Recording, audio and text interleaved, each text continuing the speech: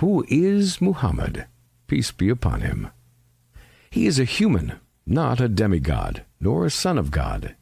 He himself said he was human. I am a human like you. Related by Al-Bukhari 401 and Muslim 573. And as God ordered him to, he informed people of this. Say, قل إنما أنا بشر مثلكم يوحى إلي أنما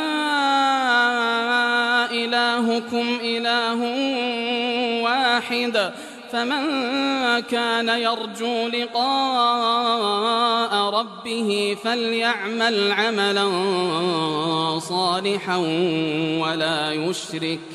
ولا يشرك بعبادة ربه أحدا. But he is the most influential human being in the history of humanity. We have received a full documentation of his life. No documentation of any other person's life in history approaches his in accuracy and comprehensiveness. If anyone wants to attack 1.7 billion human beings, he attacks him first. And if a Muslim wants to call people to Islam, he begins by telling his life story. He's a man who was born in the 6th century A.D., but his influence still exists today in every corner of the world.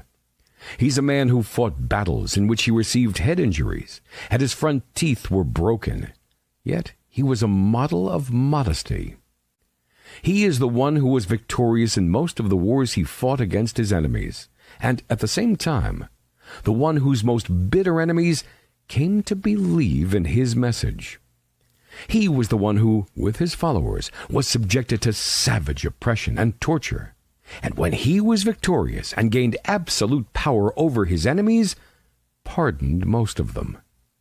He was the one brought up in an ignorant society, where stones and trees were worshipped, which indulged in every vice.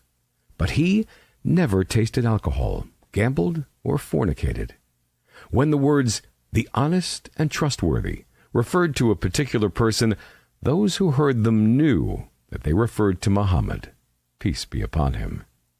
He was the man who believed in Jesus, peace be upon him, and whose followers believed in Jesus. And he was the one whose coming Jesus foretold. He made justice a reality in human society, stating that no Arab had any privilege over a non-Arab, or no white person could claim a privilege over a black one, except through being God-fearing and their good deeds. He bent his knee for his wife to step on in order to ride her camel, and this at a time when women were treated like slaves. He was the one who decreed compassion even to animals and forbade the cutting of trees even in war. So, it's no surprise that he was described as a mercy to all the worlds. He is the seal of the prophets and messengers. But have you surfed the internet and found attacks and outrage? Have you seen derogatory cartoons? Have you seen slander and suspicion, accusations without any basis? This is not strange.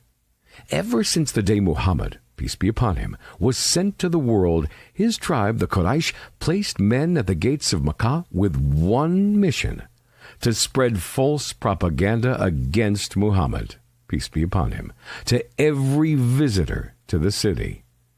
They even sent men to neighboring tribes to warn of the danger of Muhammad, peace be upon him.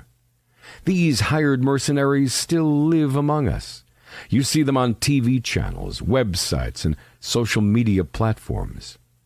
You can either give your mind a permanent vacation and let these people shape your consciousness in any way they please, or you can make a decision to listen to Muhammad, peace be upon him, so you can learn the truth about him for yourself. It's a decision only you can make.